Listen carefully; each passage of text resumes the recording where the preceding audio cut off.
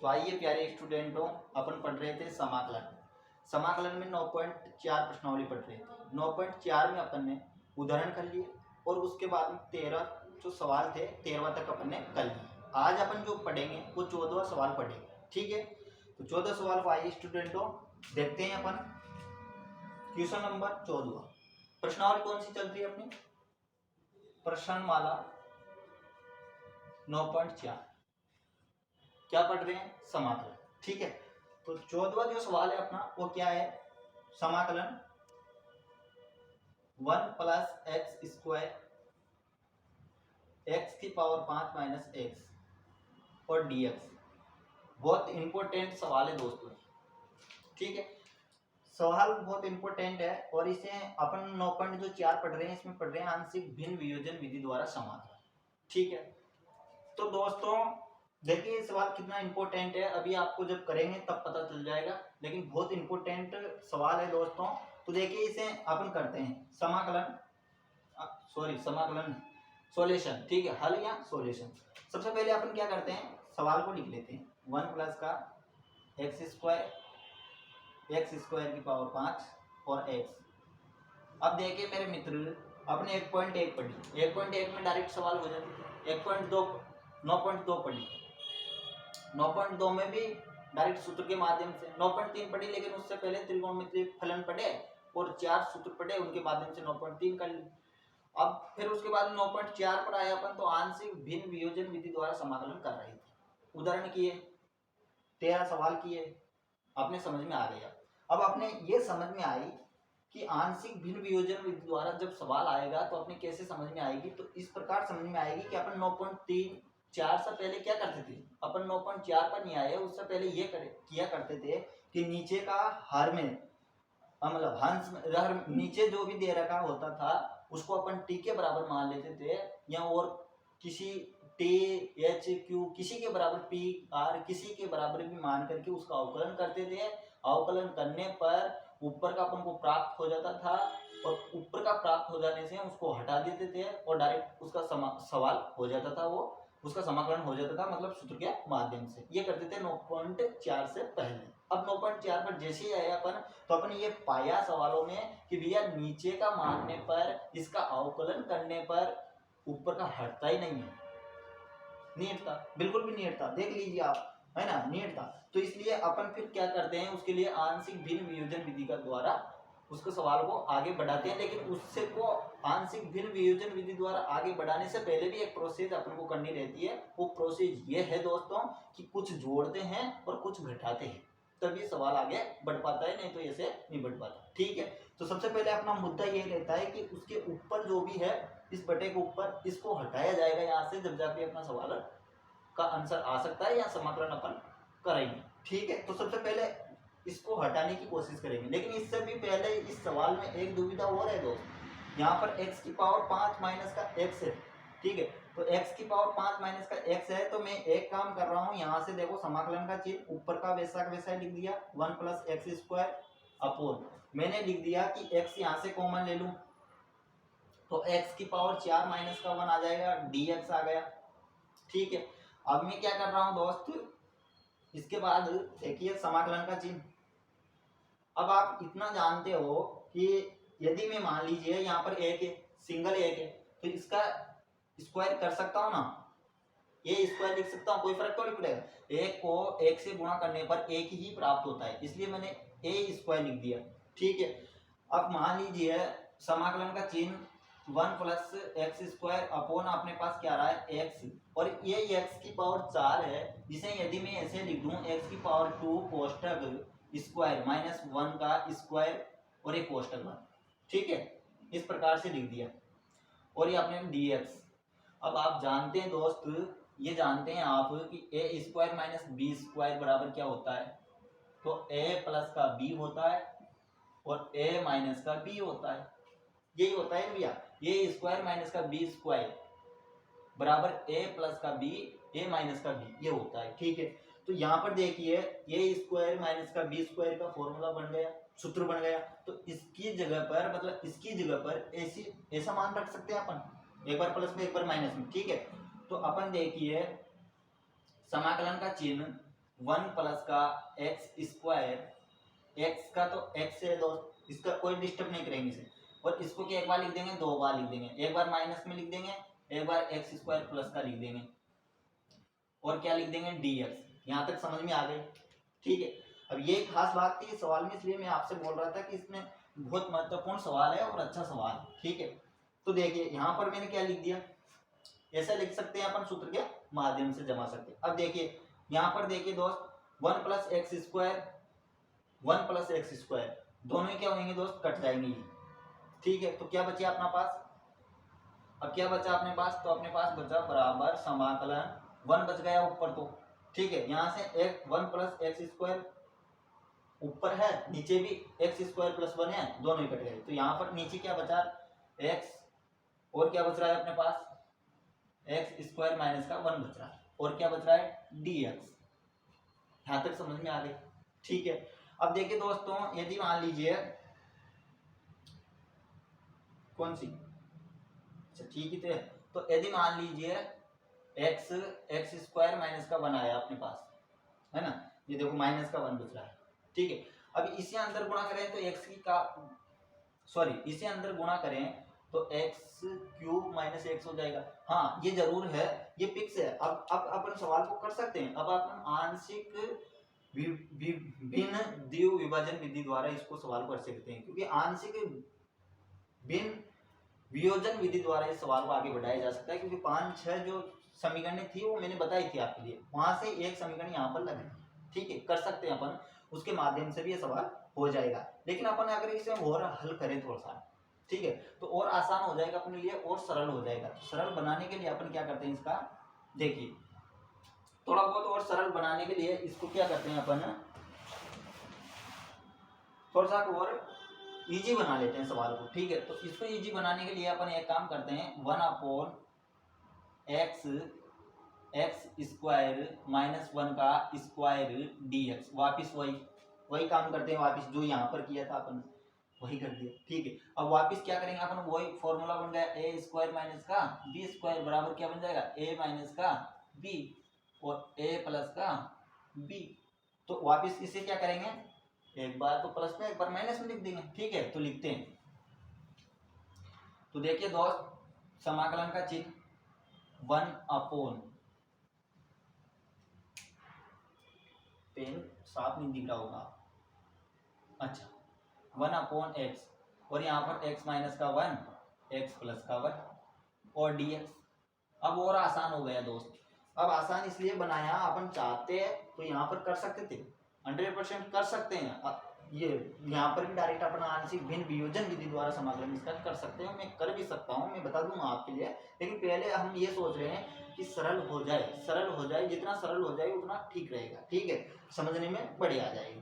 तो इसलिए अपन ने क्या किया, फ्री हैंड लिया, हीट भी रहा था, जो काम यहाँ किया जो ही काम वहाँ कर लिया, ऐसा आ गया। अब आसान हो गया दोस्त। अब इसमें क्या करेंगे अपन, आंशिक भिन्न वियोजन विधि लगाएंगे। तो अपन कौन सी विधि लगाएंगे, आंशिक भिन्न वियोजन विधि। तो इसे एक काम करो, यहाँ तक स्क्रीनशॉट लीजिए आप, फिर आगे बढ़ाते हैं अपन सवाल, ठीक है। अब इधर से देखो आप, यहाँ तक आ गए ना अपन, ठीक है।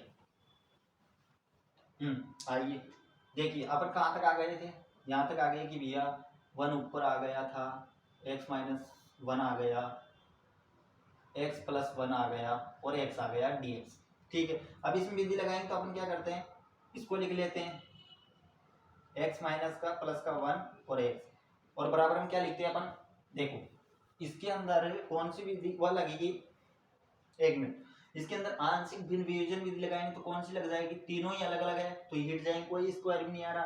तो सबसे पहले x को लिख लो, फिर b बराबर x माइनस 1 लिख लो, फिर c बराबर, आपके देखो एक चीज और बता दूं मैं आपके लिए, ये मैंने मेरी इच्छा से लिखा है, a के नीचे x लिखा है, b के नीचे x माइनस 1 लिखा है और c के नीचे x प्लस 1 लिखा है। आपकी मेरी इच्छा होती है तो मैं इसको यहाँ पर लिख सकता है, इसको यहाँ पर लिख दूँ, इससे कोई फर्क नहीं पड़ेगा, आपके हिसाब से लिख सकते हैं आप, जैसे भी आप चाहें वैसे। उसके नीचे ए के नीचे कुछ भी लिख सकते, इसको लिखो तो इसको लिख दो, कोई फर्क नहीं पड़ेगा। बी के नीचे चाहे तो इसको लिख दो, इसको लिख दो, कोई फर्क नहीं पड़ेगा, ठीक है। इसके बाद अपन क्या करते थे, लहजा लेते थे। तो अपने पास लहजा क्या आएगा, देखो एक्स माइनस का 1 एक्स प्लस का 1, ये तो इधर है L H S R H S में लहसे क्या आ जाएगा अपने पास, लहसे लेंगे इसका तो लहसे तो आएगा मेरे दोस्त, तो देखो मेरे दोस्त एक्स माइनस का 1 एक्स प्लस का 1, ये तो लहसा आ गया। अब देखिए यहाँ पर इसका लहसा ही आ गया, तो एक्स एक्स तो है सही, तो ये दोनों यहाँ पर आएंगे, एक्स माइनस का 1 एक्स प्लस का 1।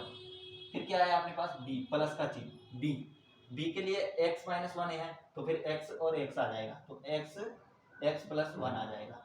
फिर प्लस का चिन्ह सी, ठीक है, सी में एक्स प्लस 1 है तो एक्स प्लस 1 है तो फिर क्या आ जाएगा अपने पास एक्स माइनस 1 आ जाएगा। ठीक है, यहाँ तक समझ में आ गई।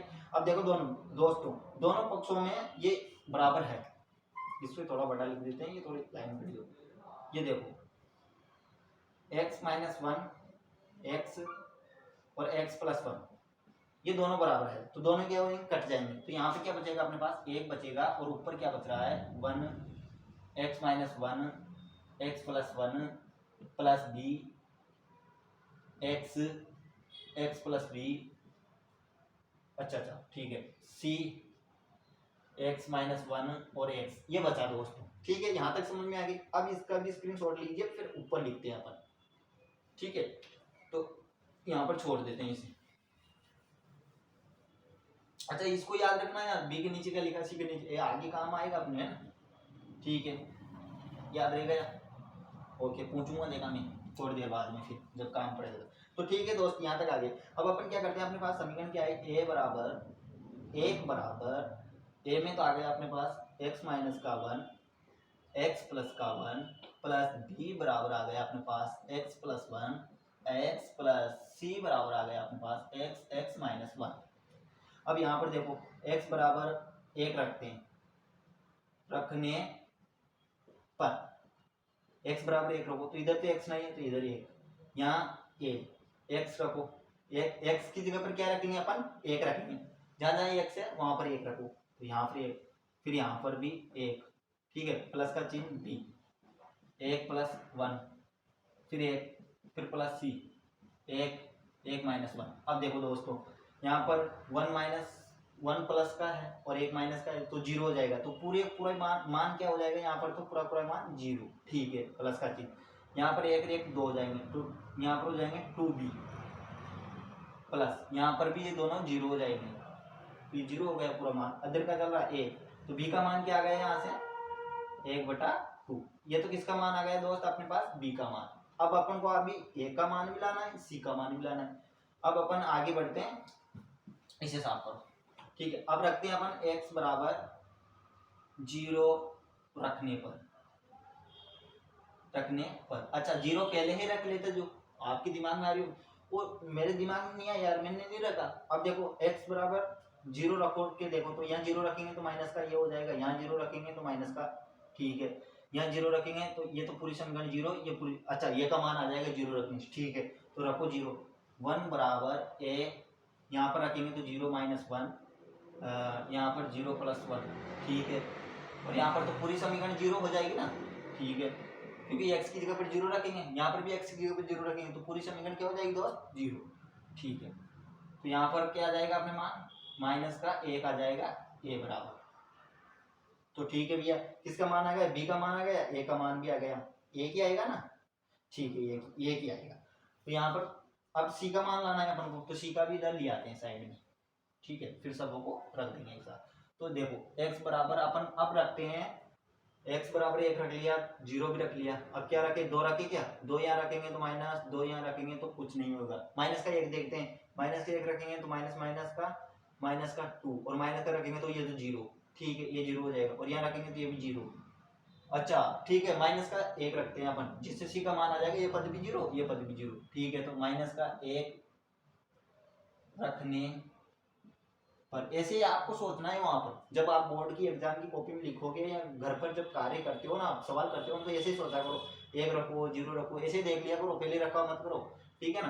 तो माइनस का 1 रखेंगे तो यहाँ पर रखेंगे माइनस का 1, तो देखो यहाँ पर तो माइनस का 1 हो जाएगा, अच्छा रख कर बताऊं, तो देखो माइनस का 1 और माइनस का 1 प्लस का 1, ठीक है, प्लस का b, और ये माइनस का 1 प्लस का 1, प्लस का सी आपको दिख रहा है, ठीक है, माइनस का 1, अच्छा प्लस का सी इधर लिख देता हूँ मैं, है ना, प्लस का सी माइनस का 1 और माइनस का 1 माइनस का 1। अब देखो दोस्तों 1 बराबर यहाँ पर देखो -1 + 1 0, ये तो मान क्या हो गया 0, फिर प्लस का चिन्ह, यहाँ पर देखो ये दोनों भी माइनस का 1 प्लस का 1 तो ये भी 0, यहाँ पर देखो प्लस का सी, देखो माइनस का 2 और माइनस का 1 तो यानी कि माइनस का 2, माइनस और माइनस तो क्या हो जाएगा प्लस और 2 आ जाएंगे दोस्त, ठीक है। ये समझ में आ गया आपके, नहीं आई तो मैं बता रहा हूँ दोबारा, देखो माइनस का 1 यहाँ के आएंगे, -1 माइनस का 2, माइनस के 2 को माइनस के 1 से गुणा करेंगे तो प्लस का 2, क्योंकि माइनस माइनस तो प्लस हो जाएंगे और 2 आ जाएंगे। अब सी का मान क्या आ गया, तो सी का मान 1/2 आ गया।